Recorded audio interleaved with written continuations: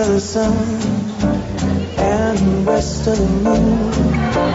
We'll build a dream house of love with you. Close to the sun in the day. Знам какво направим миналата седмица. Направихме книжно парти. Цяла година даваме книги на зрителите и затова решихме да направим едно голямо парти, на което да поканим гостите на предаването, всеки да си донесе книга и да каже какво чете. Надслова на това събитие донеси книга, за да ти каже какъв си. И ми се струва, че ако някой би искал да знае какъв съм, най-лесно ще го научи от книгата, която сам съм написал. Донесохме книгата Синохе Египтянина от Мика Валтери, много интелигентен финландски писател. Току-що открих колко е ценна. Аз мислех, че не е толкова ценна, колкото е донес. Като отворих, видях, че аз автограф от преводач, от Борис Парашкелов, един от най-добрите, може би не един от най-добрия преводач от финландски, и автограф е на моя вуйч, който пък е най-добрият преводач от немски. Веселин Радков на Карл Май на Герсекер. И ми стана малко криво, че не бях забелязал вкъщи, но донесохме, така е. Има библиографска стойност тази книга. Монахът, който продаде своето Ферари, преди години, когато я прочетох, отключи нещо в мен, което ме накара след това да се обърна към такъв тип литература и може би да променя мисленето си за много неща. Книгата отвори сърцето ми на Аджан Брам. Това не е неговото истинско име, това е свещеното му име. Той е английски професор, който решава да положи обет за монашество и в тази книга по много достъпен и поучителен за хората, които живеят градски живот начин, дава рецепти за това да живеем мъдро и в хармония с себе си. Тук има 108 притчи, препоръчвам ги. Малко ме е срам да си призная, обаче донесох книгата Клуб Плоско коремче. Но това не е книгата, която съм чела за последно, просто защото последните 3 книги, които четох, са на една моя приятелка. И няма как да ги донеса, трябва да ги върна.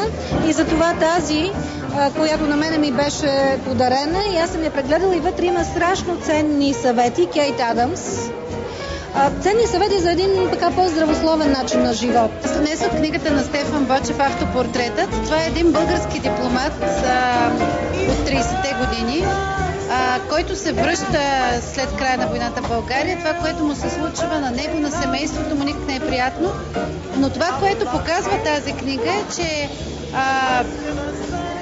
с промените във властта българина се опитва винаги да се адаптира и колко е трудно да запазиш в себе си професионалното, но че в края на кращата това е, което е важно. Донесох една книга, тази, Петър Василев, "Със сърце и душа". Това е доайена на Народния театър, който миналата година честваше 100 годишнина от неговото рождение в Народния театър. Той почина 2 години преди да навърши 100 години. Неговата дъщеря, Румяна Василева, имаше голямото желание да издаде тази книга през годините и все не се получаваше. И с извинение пък аз да кажа, че помогнах, за да излезе тази великолепна книга. Тя, да кажа важно нещо, има DVD. Това е, може би, единствената книга българска за актьор с DVD, където вътре е неговото последно интервю. Аз се надявам, че не давам последното интервю, разбира се. Взех си, от тук си взех. Какво взех? Защото човек идва, носи, но взима. Взех си на Калина Гарелова парфюми. Тъй като считам, че прочитайки малко от тази книжка, разбрах, че тя е описала с думи миризмите.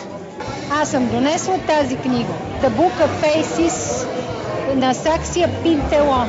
Това е сборник от нейни произведения. Тя е художничка и всъщност това е описание на живота й. Едната част от книгата представлява начина, по който тя прави нещата, а в другата страна на книгата са нейните произведения.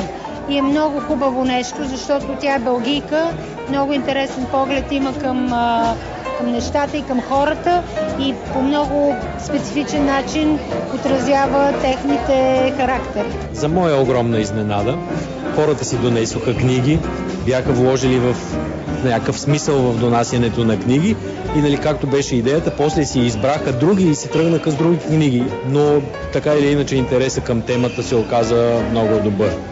И да допълня, че това е може би единствения случай, в който в това предаване ще ме видите с костюм. А да допълня, че един човек във Фейсбук ме пита дали е сен, когато ръкомаха така някой път е застрашавал живота ми. Напълно е възможно, зависи какво държа в ръката. Това от нас много хубаво парти направихме. Да, мерси, чао. Довиждане.